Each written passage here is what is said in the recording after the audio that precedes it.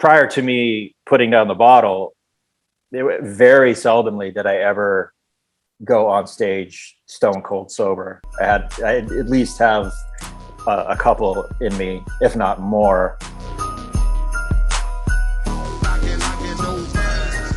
Travis Miguel, what's going on, good sir? Hello, good morning, gentlemen. Good morning. I was talking over you. Thanks for joining us, brother. We appreciate it, man. Awesome. Thanks for having me.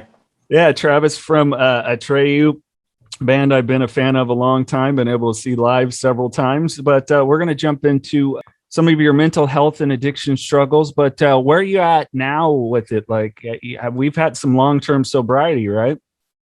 Yeah, I mean, my main vice was the booze.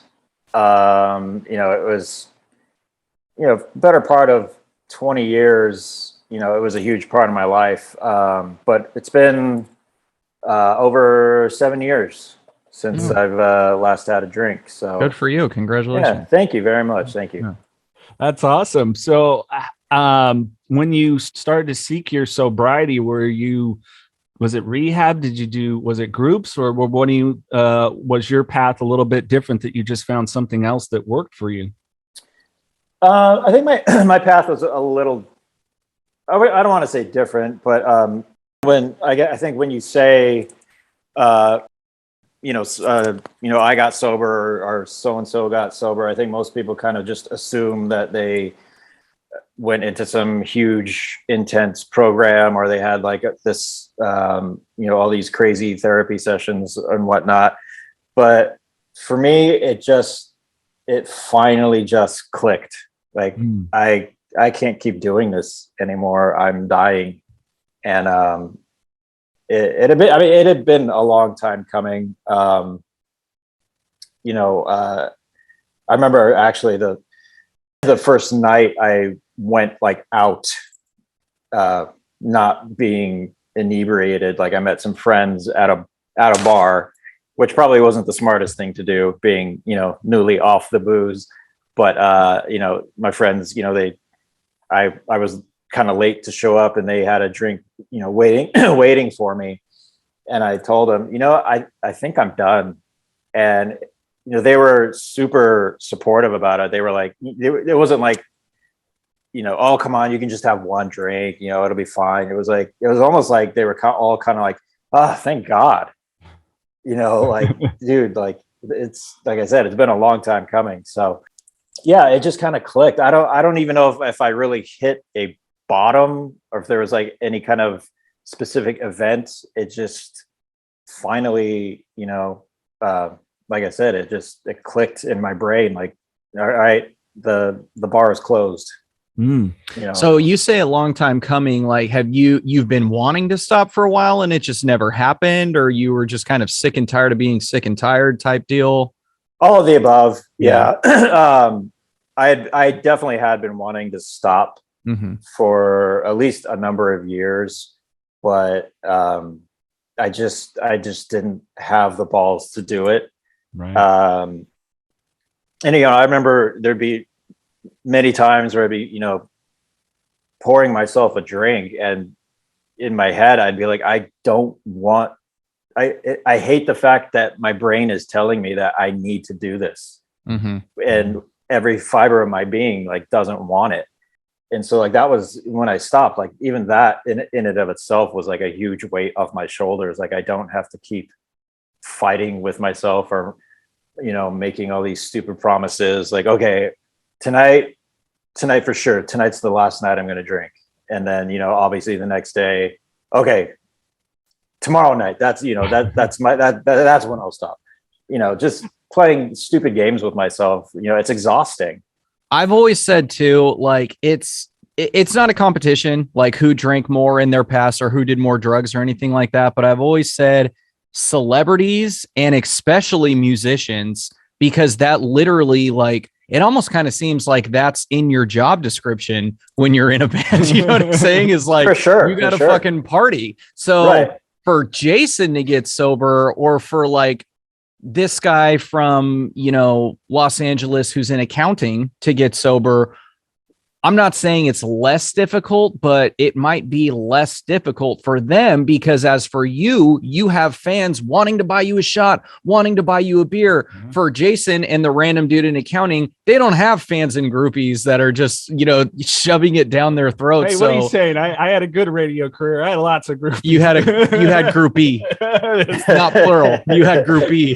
true. So it was just kind of like, how do I say this No, without you're stepping on toes? No, you're nailing it. I don't want somebody to hear it and be like, what the fuck? He doesn't know my life. It was difficult. It's like, I'm not saying it's not difficult. It is difficult, but it's even more difficult for somebody where it's literally in their job description to where, like Motley Crue, they said if they ever saw us having a glass of milk, our jobs would be fucked. You know what I mean? Yeah. It's like, you can't be healthy. So hats off and kudos to you, my friend. Thank you very much. No, yeah, you're absolutely right. And I think like part of my fear in regards to not drinking anymore, I mean, that was like a huge part of it. Cause like, I'm not going to lie, some of the best times I've ever had in my life that I remember anyway, was when I was hammered. Sure. Just, out with your boys and just, tying one on, like, it's fun. That's good old days. Right. Yeah. That's why people do it. And I think the fact that if I stopped drinking, like the fun was going to end. Right. That was kind of like in the back of my mind. It was like, fuck, the party's over.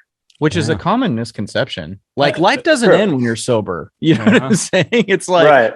And not to like Brandon Novak, we had spoken with him and he said he'll go into these meetings and there'll be people saying, my worst day sober is still better than my best day high. And he's like, well, that's fucking stupid. He goes, I've had some of the greatest times of my life when I was high. And then Bam would say the same thing, like alcohol and drugs aren't going to get you anywhere. Be like, well, tell that to the Lamborghini in my garage and the threesome I had last night. So it's like, Yeah. Yeah, it's very, very true in our world for sure. Well, yeah. And I know I experienced it, having been in radio. And my thing was, here I am. I get to hang out with these guys that I looked up to because I'm a terrible musician, Travis. So I just get to enjoy you guys on stage. But then it was like, my recollection of when you and I met, you guys were the nicest guys. And, and I made buddies with other bands throughout. So then, you're like, cool, I'm welcomed in this world. You know what I'm saying? Right. And I think sometimes we play the part. Did you have that fear that like, as well, you weren't playing the part then for people and getting sober, that you weren't that fun guy, that you weren't, or whatever thing they could label you with? To an extent, yeah, for sure. When I stopped drinking, I had to relearn how to practically, what feels like everything. Like how to socialize with people, how to associate with people, how to carry myself, like, even just in social situations, like especially those first few months, like I didn't know what to do with my hands if I was talking to somebody, and I get all like self-conscious and just was not comfortable because I was so used to having that social lubricant where I could just, kind of relax. Cause I mean, I've always been somewhat of an introvert, and I'm kind of the type of guy that doesn't really speak unless spoken to. So like, the booze would help with that. I could just kind of loosen up and, let my guard down a little bit. And so yeah, I had to relearn how to operate without that armor, so to speak. Well, let's kind of jump back. I mean, growing up in the OC area, but what kind of what was Travis like growing up? I can really relate to that introvert and not speaking unless spoken to. Yeah, I mean, like you said, I grew up Orange County. I'm still in Orange County.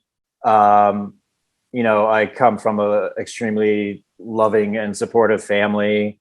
High school, like high school was a very awkward period for me. As with, I would say 99% of teenagers. It's not like, it's not, I don't think any teenager is going to be like, yeah, I had all my shit together and I knew everything that was going, I always felt, very awkward, not very comfortable in my own skin.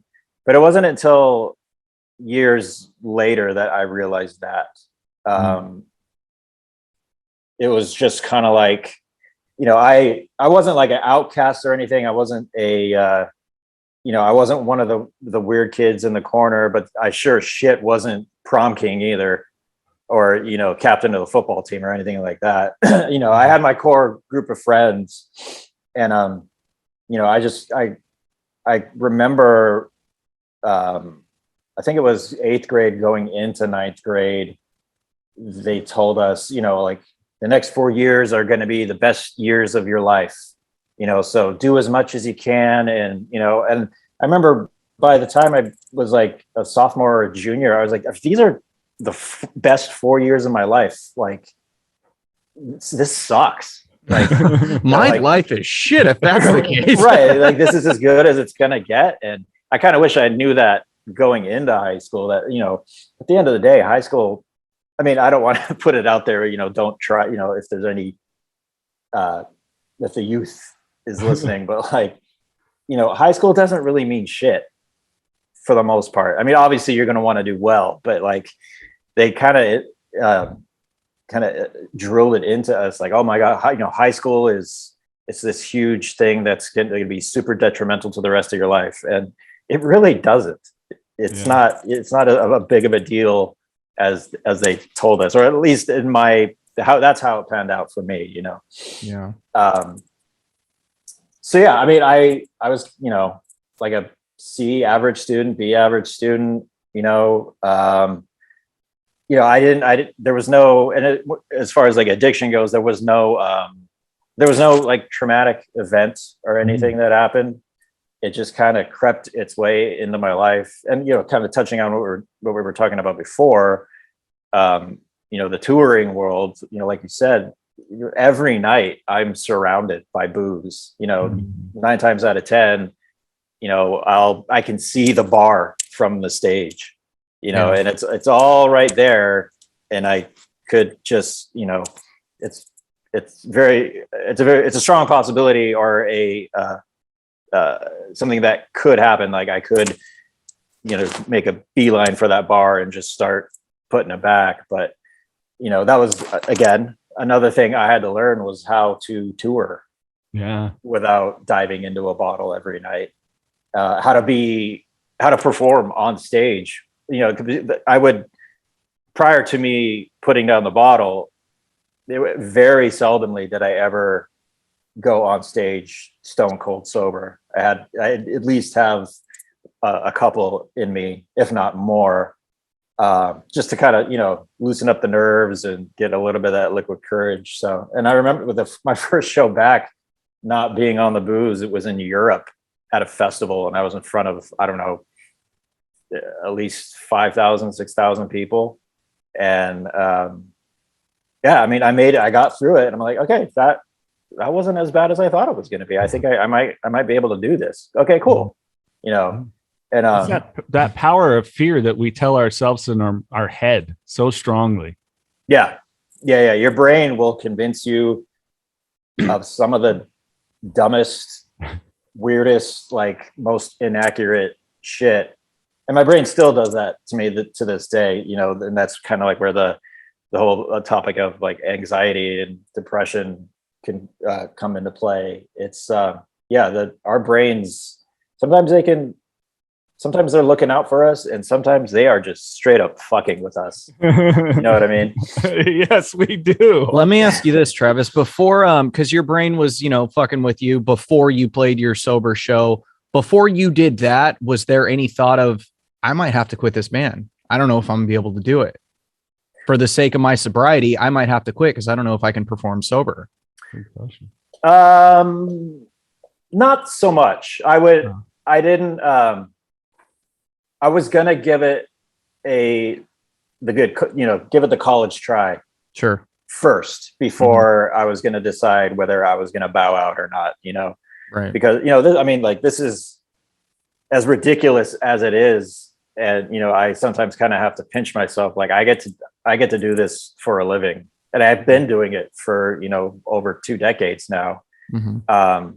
So I definitely wasn't just going to just easily let it go. I was going to at least give it my all to do it sober. And I'm glad I did, because I'm here today, I still get to do it, Hell yeah. So where was the introduction then really into any sort of substance? Was it when you kind of started getting into music, playing live shows, gigs, things that was just kind of part of it? Or was there a different kind of segue for you?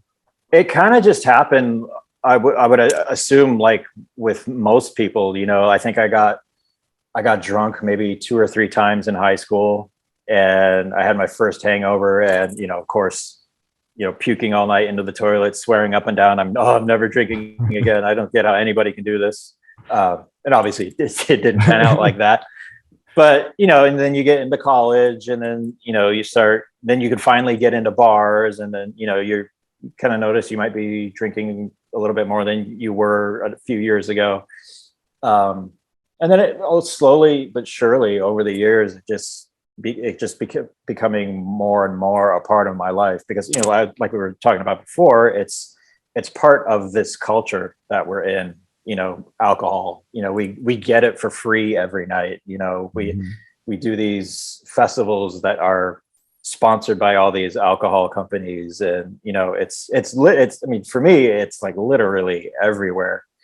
And I'm not blaming anybody for that, but it's alcohol is extremely easily accessible when you're in a band on the road.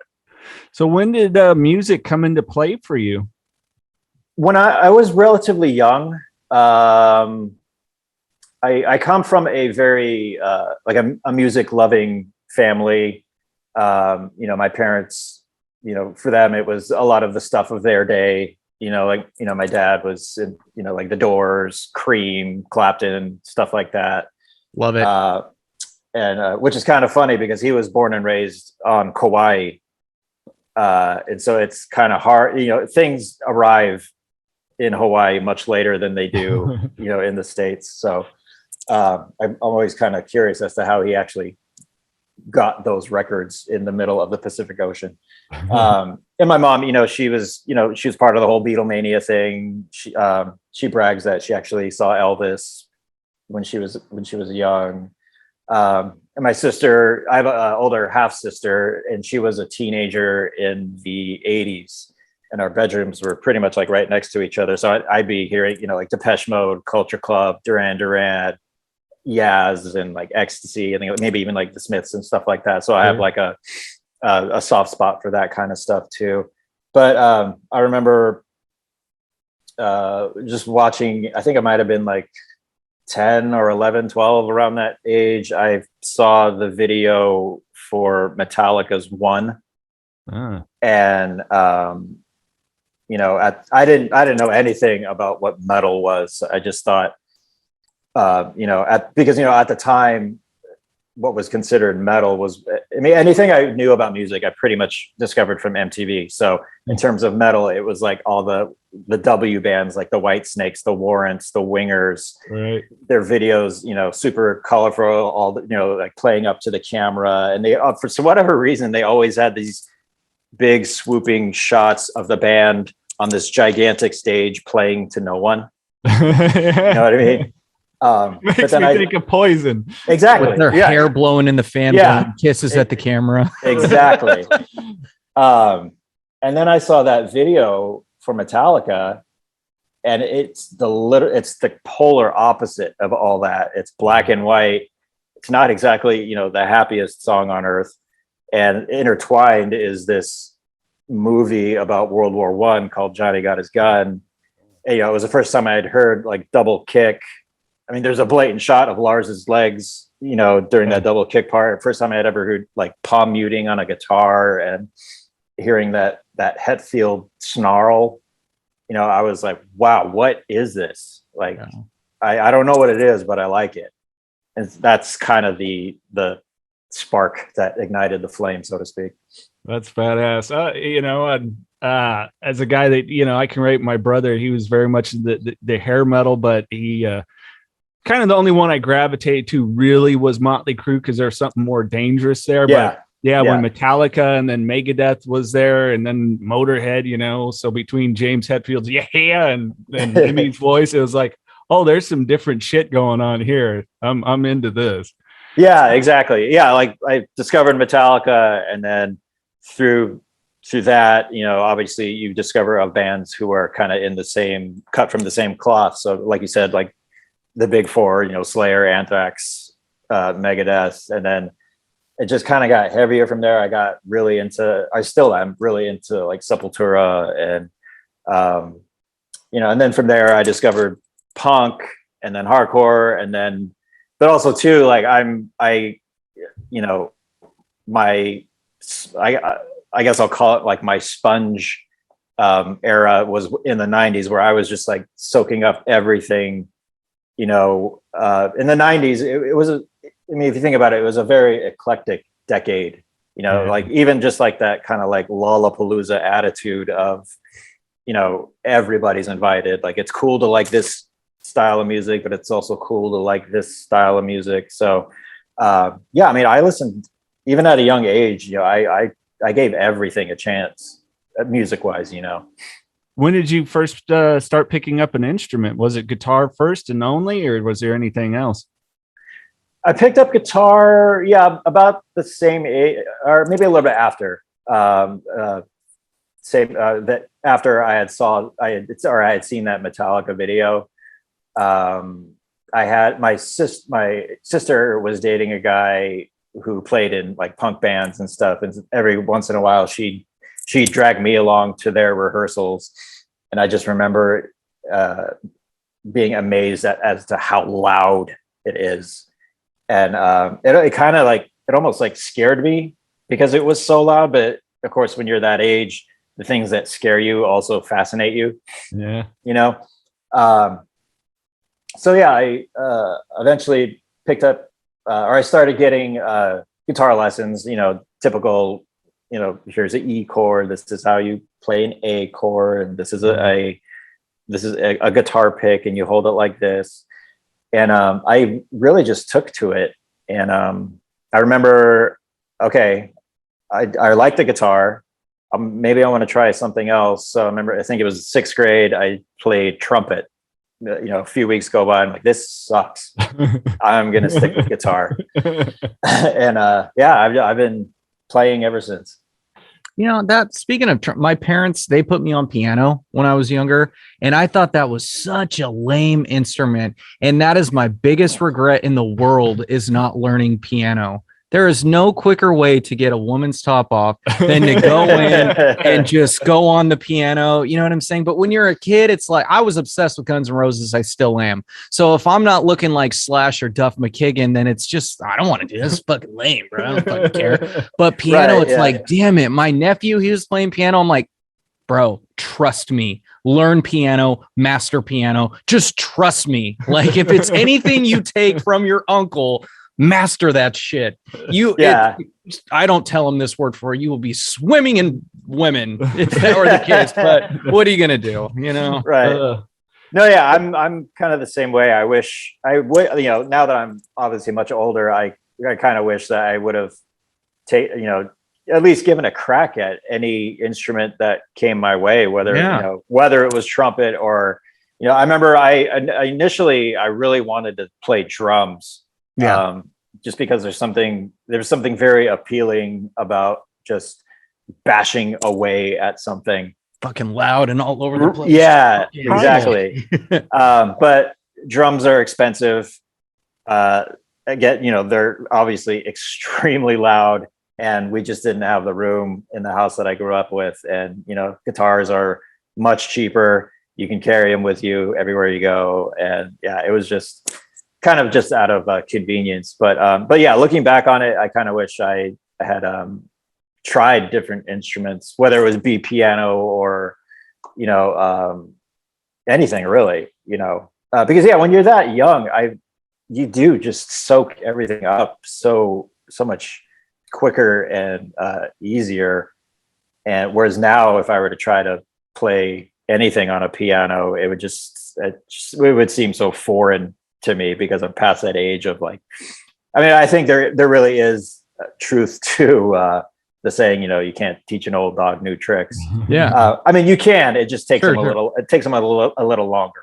Yeah, well, if you see my ass, 33 years old practicing Mary Had a Little Lamb, it's pathetic. As opposed to, but if you see a guy my age at, we're at a gathering or something, there's a piano and you just start busting out Tiny Dancer. You know what I'm saying? Like it would just be incredible. And they'd be like, oh my gosh, who is that? And not to mention a lot of badass people played. Like I fucking love Freddie Mercury and him on the piano. Oh my gosh, it's just incredible. Axl Rose, he plays the piano. It is not a lame instrument. And I wish I would have thought that when I was a kid, damn it.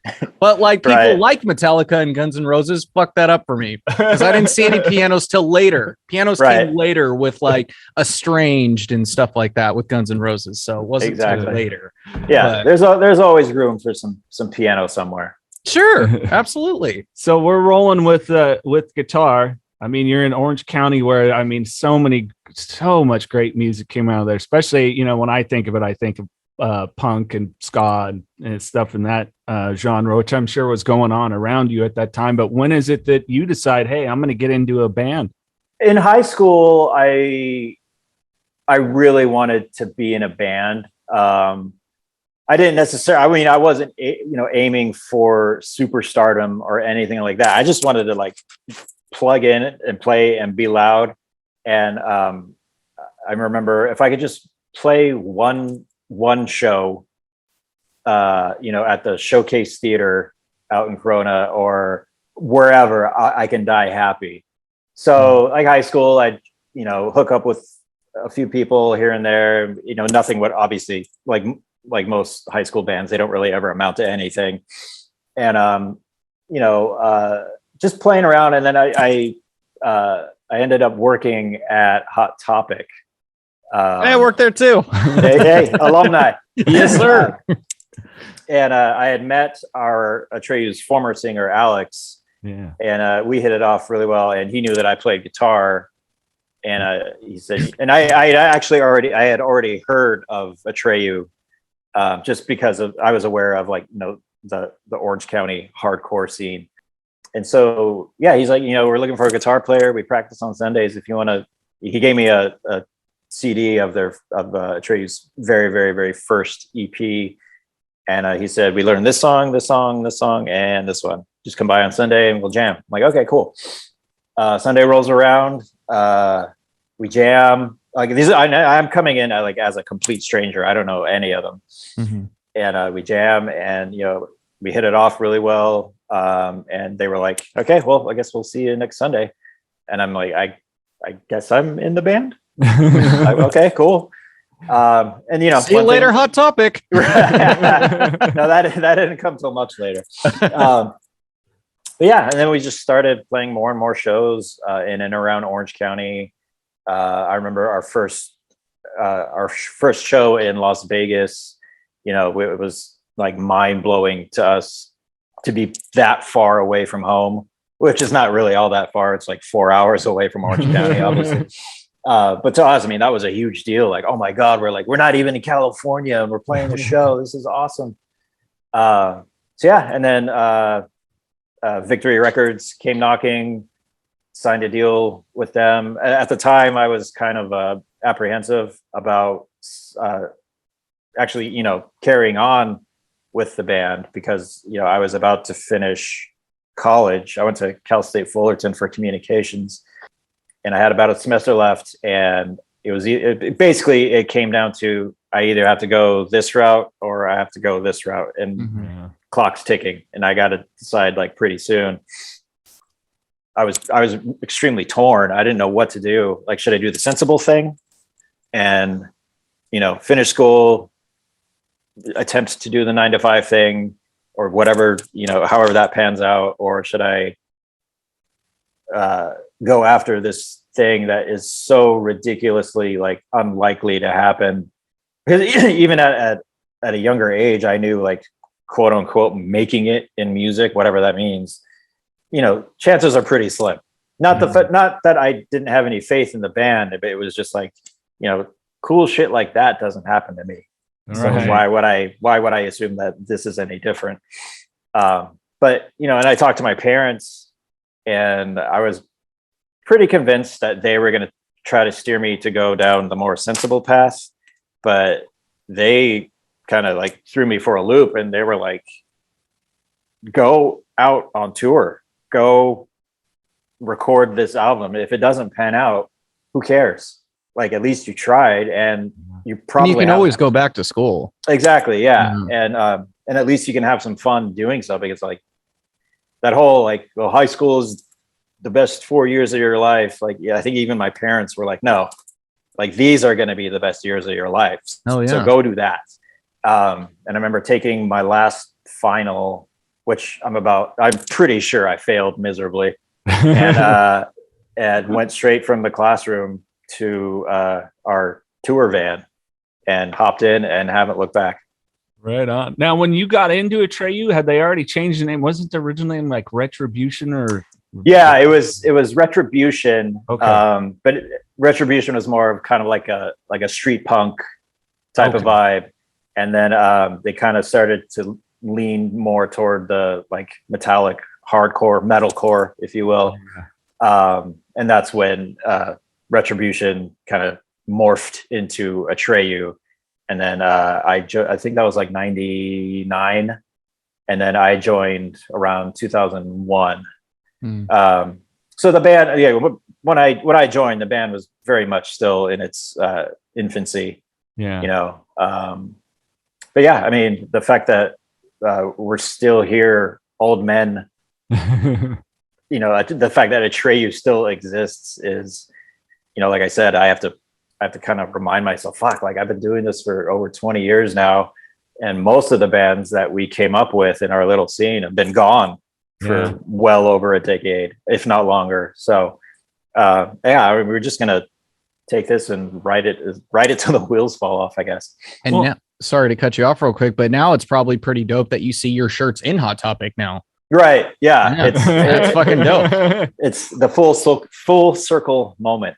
I remember working in Hot Topic, and I hated it because retail, nothing against Hot Topic. I just hated retail. Yeah. We were putting the shirts in the little plastic things. I forget what they're called. And we're, hanging them up on the walls.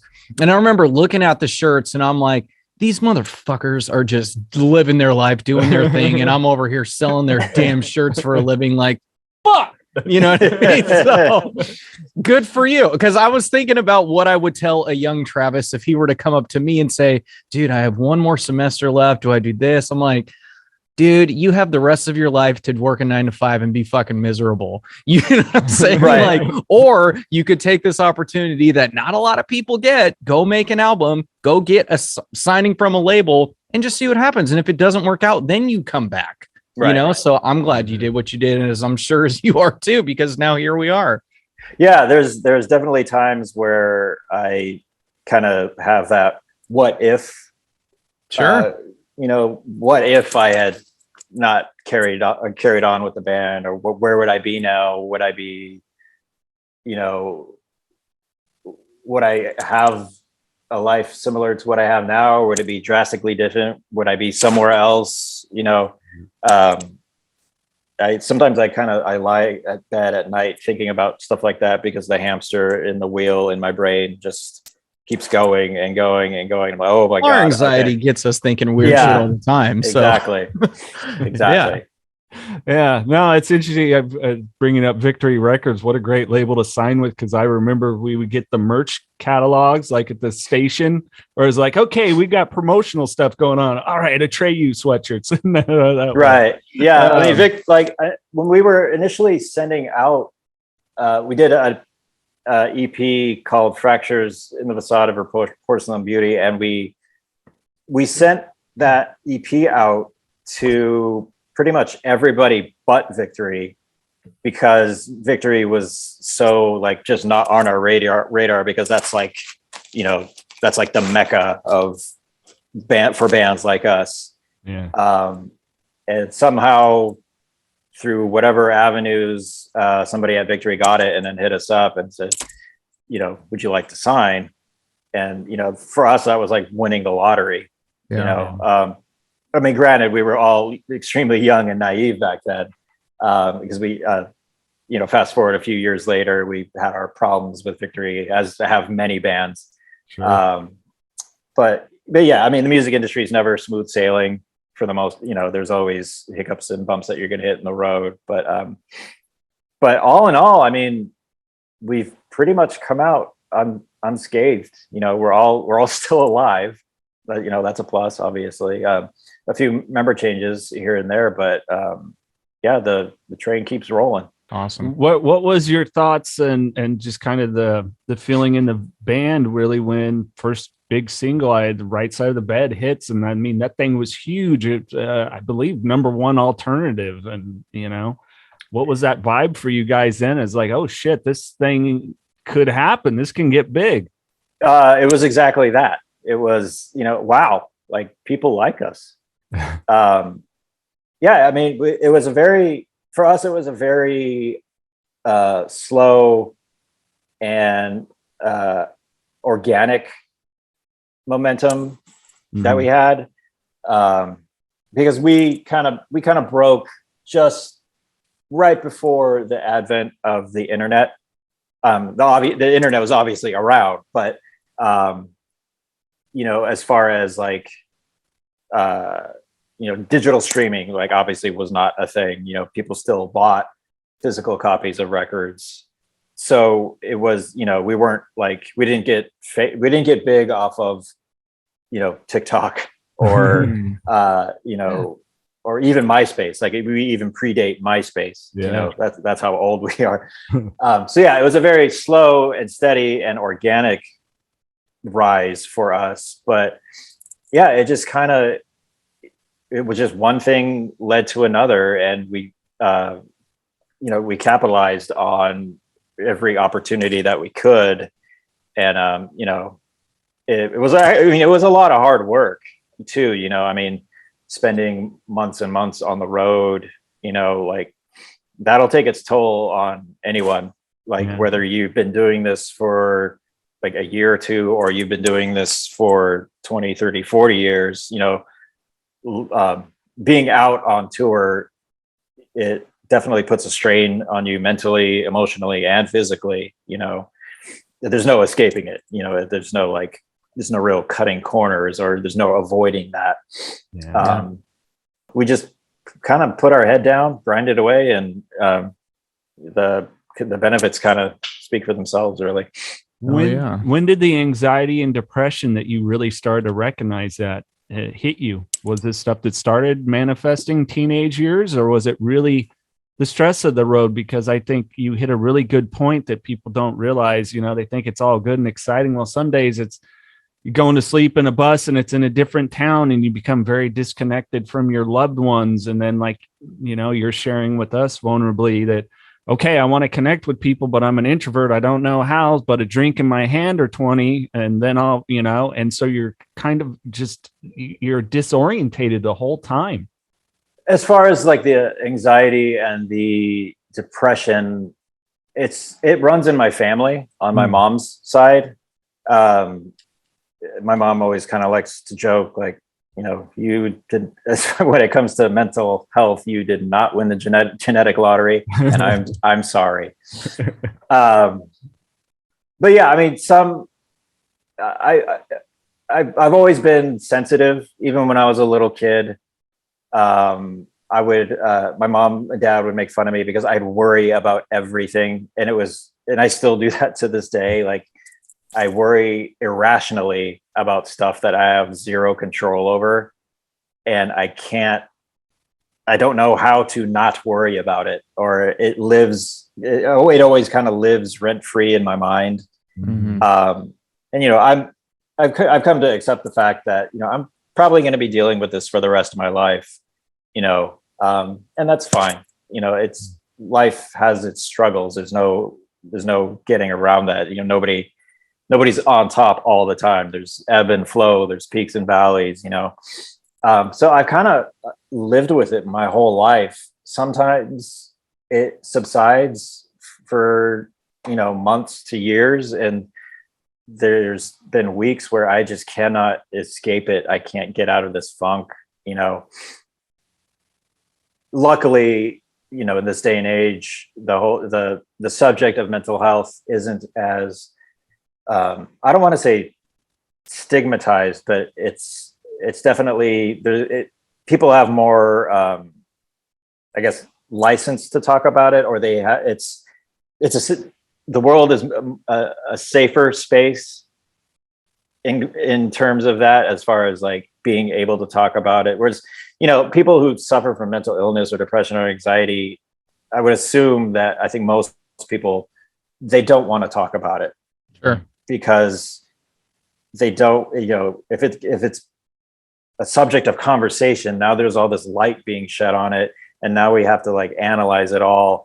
And I'm vulnerable, I'm exposed, and most people, especially people like me, we don't really like that feeling, like letting people know that we're suffering, because then it's like, then you start wondering, well, what do they think of me now that they know this about me? And am I this, like, do they see me as this tortured soul? Do they think I'm full of shit? Do they think I'm just trying to get attention? Are they going to try to save me? Or are they going to keep their distance from me because they think I'm fucking weird? But I think that's kind of, that way of thinking, I think, is kind of a thing of the past, fortunately, and social media too, there's all these, I mean, like I look at, teenagers nowadays, like I have no clue what it would be like to be a teenager in this day and age. All the pressures that they have to go through, like, teenagers will be teenagers, like, trivial, mundane shit that we see as adults. It isn't like that for them. Like, how many likes you get on this photo that's a huge deal to a teenager, or how many followers you have. It's like, to them, it's like a hard, solid number as to how popular you are. Right. So yeah, I mean, I can't imagine what it's like to have to deal with that as a teenager in this day and age. Like, I mean, I can barely deal with it now, and I'm in my 40s. I totally get that. But in their defense, what I would say on that is, as far as a teenager nowadays dealing, because when I had anxiety, I didn't know what it was. I thought something was wrong with me. I thought I was sick. I need to go to the hospital. And when I had a full-blown anxiety attack, I drove myself to the hospital. And when I was sitting in the waiting room, they pulled me in and sat, because they knew what was wrong with me right away. They did my blood pressure. They knew what was wrong right away. So I'm sitting there waiting for the doctor, and 30 minutes go by and I'm still not dead yet. So I'm like, okay, well, I'm not having a heart attack. So that's good news.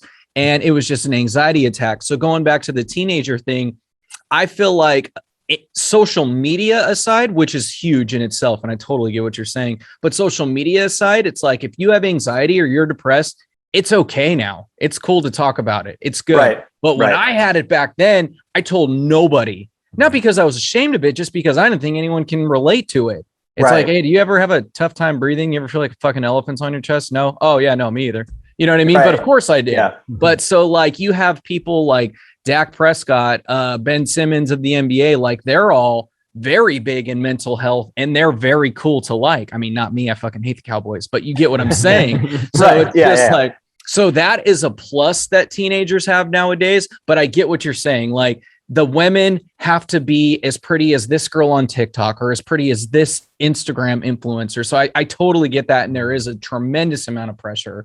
And so, yeah, I see your point with that too. Yeah. But at the same time, mental health is so much more open now. It's okay to talk about it rather than just like, I think I'm dying, like something's wrong. And if something isn't wrong, I don't want to put any thoughts in your head or triggers, but this is the kind of shit that I think about. You ready?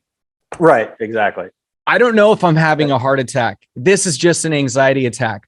But what if one day I am having a heart attack and I think it's just an anxiety attack? Like, fuck, I don't know. Right. And then even that in and of itself, the going back and forth will cause more anxiety. Exactly. Yeah. So you can hear my anxiety. I'm literally walking you through this is the shit that goes through my head when I'm just laying down trying to sleep. Yeah, it just snowballs. What if one day it really is a fucking heart attack and I just lay in bed and don't wake up? Right. Well, and I think to touch on the social media is that, and lots of us that struggle with the anxiety, depression, whatever it may be, is seeking an outside solution to cure inside feelings, and not having the emotional maturity or mentorship or guidance around us to let us know that, like, hey, fulfillment's an inside thing. It's not an external thing. And 1 like, 10 million likes, it's not really going to change it if you're always gauging, because then, this post got 50, that got 5,000. What the heck? Right. And, yeah. So it's I just chalk it up to algorithms. Right. It's all numbers. That's what I chalk it up to. It's all ones and zeros. Yeah. How is it now, like with of course, of being a married man and family man, like the misses, like in types of situations like that, sometimes I know for me being in a relationship that's a place I can lean. How important is that for you? It's when I first stopped drinking, my wife was 100% supportive and behind me. And then, eventually a few years later, or actually I should say a few years, but actually just a number of months ago, she decided to stop too, because, it just wasn't really doing anything. Like, we rarely ever go out, so it's like, well, why am I just going to sit around in here and drink this Chardonnay? It's like, it's stupid and pointless. So, we're kind of going, or I should say, like, she, being that she had just quit, like, she had to go through the same kind of like readjustment period too. So it was kind of like, I was kind of throwing out little nuggets of knowledge that I picked up along the way, as far as, what I do to kind of like, because she's very much a lot like me, kind of introverted, almost, she makes fun of herself because she has like a bitchy resting face. So she's not like, hi, how are you? She feels just as uncomfortable as I do in social situations. So it's kind of like we have each other's backs in that aspect. But also too, but like, our families and our friends too, have been 100% supportive as well, which is huge, Yeah.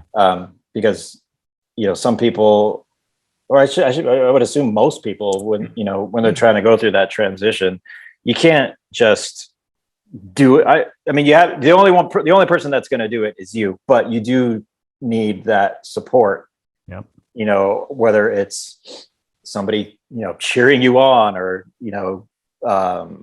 if you're feeling like you might slip up or whatever, it's good to have somebody to kind of talk you down from the ledge. Yeah. So you never did a 12-step approach or anything like that? No. I went to AA meetings off and on for about a year or so. And I totally understand how somebody who's in addiction, like, they need that in their life. Some people will go to 2-3 meetings, if not more, a week, like clockwork, because that's what helps them, and that's awesome. For me, I just didn't really. It's not like none of it was clicking with me. It just felt like it just felt kind of unnecessary for me. Mm-hmm. And I'm not opposed to going. If somebody were to invite me to a meeting, hey, there's an AA meeting I'm going to. If you want to cruise with me, you're more than welcome to. I'd be like, yeah, I got nothing to do. Why not? Mm-hmm. So, but it's not it's not extremely detrimental for me. I think, when it finally did click in my brain that I have to stop, I think that's when I kind of realized, like, if I don't stop, I've got a lot to lose, and I don't want to.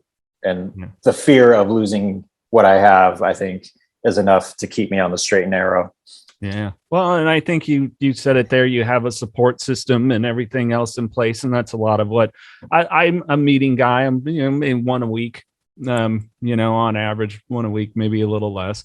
But yeah, it's that support system. So I think it's the things that you have in place that keep you going, that keep you away from what is not just physical, but mental and spiritual death. So right. Exactly. all we got to bring. Well, I know we're running short, so we got to talk what's going on with Atreyu now. We got a new single out. We hitting the road, the album. What's happening with the band now? It's pretty crazy right now. This past week we've been up in Calabasas. For those that don't know, that's like an area just north of LA. Just a we've been horrible town. 70 degrees all year round. It's horrible. It's dirty. There's no. We've been up at John Feldman's studio. Who's John Feldman? He produced our last 2 records. He's done 3 for us in total. But we met up with him at his studio up in Calabasas, and we've just this past week we've been writing our asses off, which we really we weren't planning to, but we had this Varagos cruise that was supposed to happen last month, but it got pushed to 2023. So we figured we may as well capitalize on the free time and start working on a new record, even though we're not due for one just yet, but may as well strike while the iron's hot. Oh, yeah. So we've been doing that. We're going to be releasing a new single here soon. It's the title track off the record called Baptize.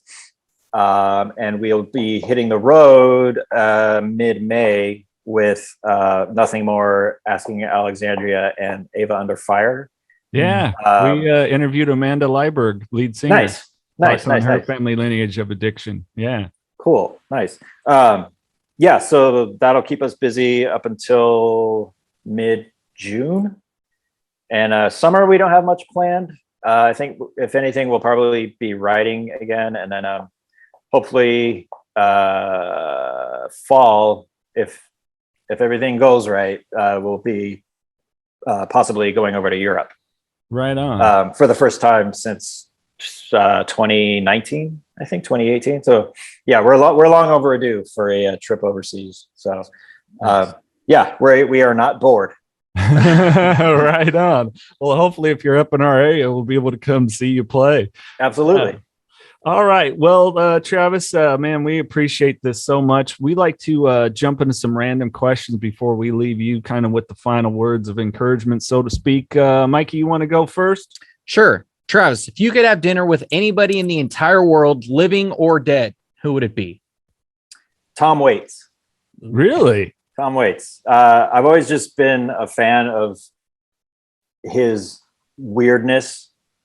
Like a lot of people, there isn't a lot of people that can pull that off, and he can, and he's been doing it for decades. And I would just love to. I wouldn't even have to have dinner with him. I'd just love to be a fly on the wall. Sure. At his dinner table, just to see what kind of crazy ass stuff would be said. Top 3 favorite guitarists. Ooh, that's tough. Jerry Cantrell from Alice in Chains. Andreas Kisser, Sepultura, and I'm just gonna say Stevie Ray Vaughan. Hey, yeah, I mean those are guitar players that if they played just 2 notes, you'd know who they were. Yeah, you wouldn't have to actually see them. That's how like stated and nuanced and signature their playing is, for me anyway. Yeah. Right. Was there an influence from them on your playing? Of course, Stevie Ray Vaughan. I mean, that amazing right hand, and I mean, well, both hands, but right. I wish I could play like that. For me, the feel is a huge thing for guitar players, and Stevie Ray Vaughan just oozed feeling. Like I said, he could bend one note and say so much just with that one note, as opposed to the super shreddy technical stuff, which I love too. I mean, we're guitar players, like we love the masturbatory guitar playing, but there's something about just making a guitar sing that it's so like soothing. And even if you just look at him the way he plays, like half the time he's making a face that looks like he just got kicked in the nuts, but he's just playing the shit out of his guitar, and there's something to be said about that. Absolutely. Top 3 favorite movies. Oh man. Okay, I'm a huge Star Wars nerd. Yes. And I have been my whole life. So, and even then, I'd have to pick one out of that whole series.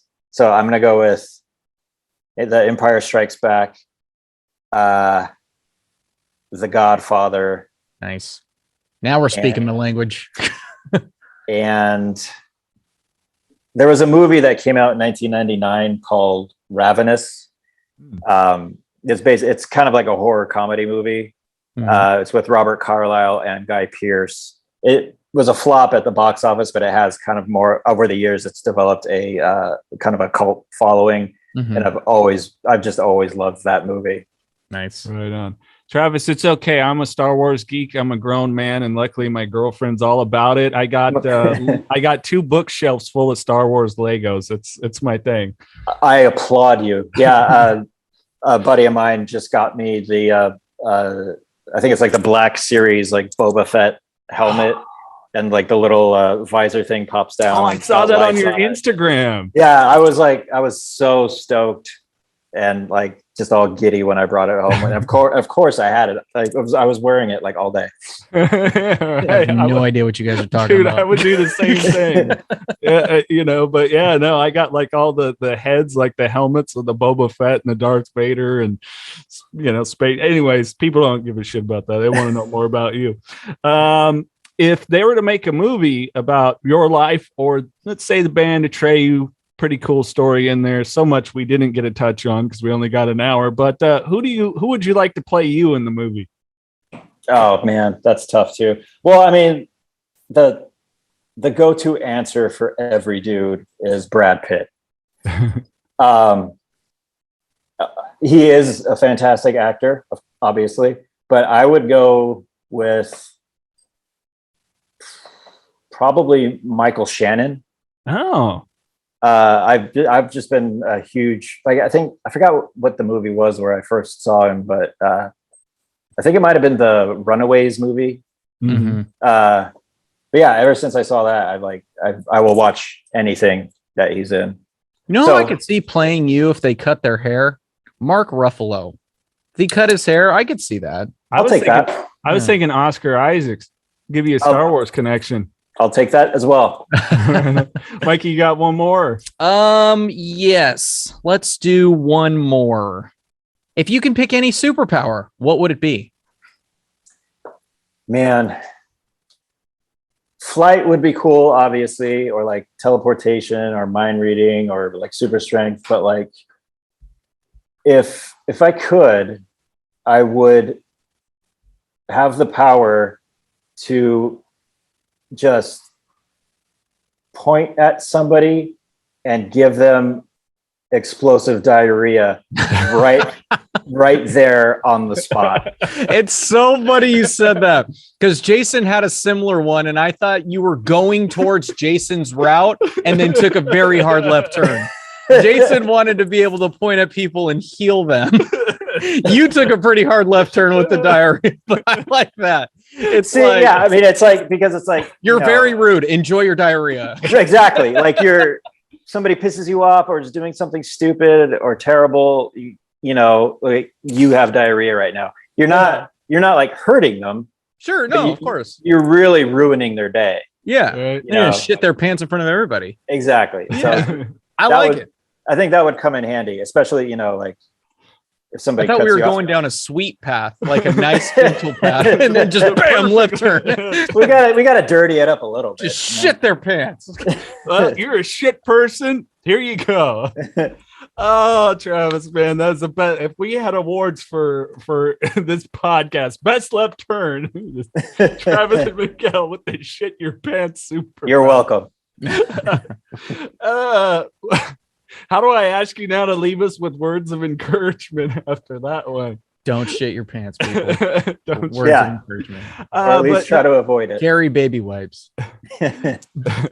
If people that are listening, struggling with maybe a substance abuse issue or a loved one or their own mental health or that of a loved one, what kind of words of encouragement might you lend? I would say the worst is sometimes not that bad. It might not be as bad as you think, and brighter days. I can pretty much assure you that brighter days will come. It might not be today, it might not be tomorrow, it might not be next week, but things will get better.